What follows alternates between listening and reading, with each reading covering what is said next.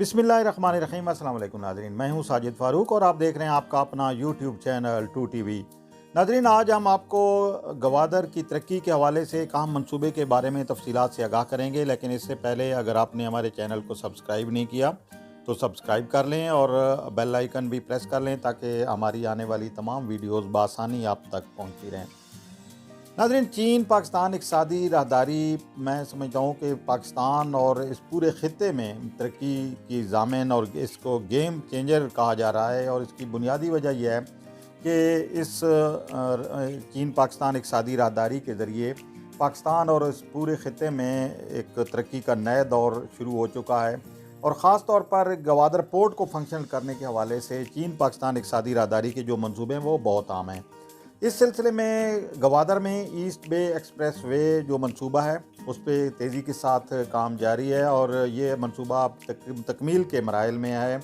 East बे express way बुनियादी तौर पर 4 लेन पर मुश्तमिल होगी और इसकी लंबाई तकरीबन 19 किलोमीटर है। ये एक बहुत अहम रोड है जो मकरान कोस्टल हाईवे N10 को गवादर पोर्ट के साथ मिलाएगी।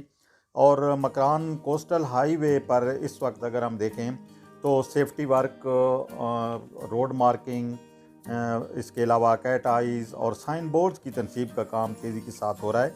इस मंसूबे से बलूचिस्तान के माजी में जो नज़रअंदाज इलाके हैं वहाँ पे तरक्की और खुशहाली के एक नए दौर का आगाज़ होने वाला है। और अगर हम बात करें चीन पाकिस्तान इक़्तिसादी राहदारी के तहत तो गवादर में इस वक्त मुख्तलिफ़ मंसूबों पर तेज़ी के साथ काम जारी है और जो रोड नेटवर्क है उसके मंसूबे मुकम्मल किए जा रहे हैं। कई सड़कें तो तामीर हो चुकी हैं और जो अभी ज़ेर तामीर हैं वो भी जल्द पाए तकमील तक पहुंचेंगी।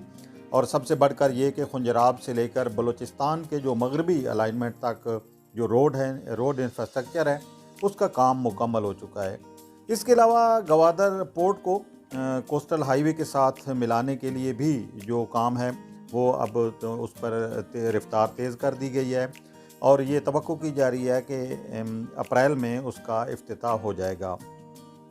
सीपैक के पहले मरहले के अगर हम मंसूबे देखें तो अब तक तकरीबन 25 अरब डॉलर की सरमायाकारी हो चुकी है और जो प्रोजेक्ट्स इस वक्त जारी हैं वो तकरीबन 28 अरब डॉलर के हैं।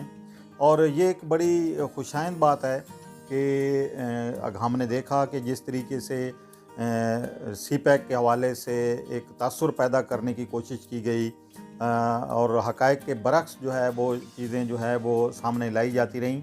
हकीकत यह है कि कोविड-19 के बावजूद सीपैक के जो पहला मरहला है उसके तकरीबन तमाम अहदाफ जो हैं वो हासिल कर लिए गए हैं।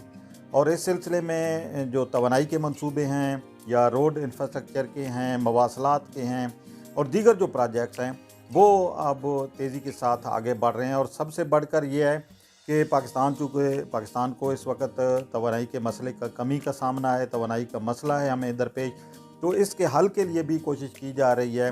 और रोड इंफ्रास्ट्रक्चर के साथ साथ वहाँ पे जो तवानाई के मंसूबे हैं पूरे मुल्क में वो भी मुकम्मल किए जा रहे हैं।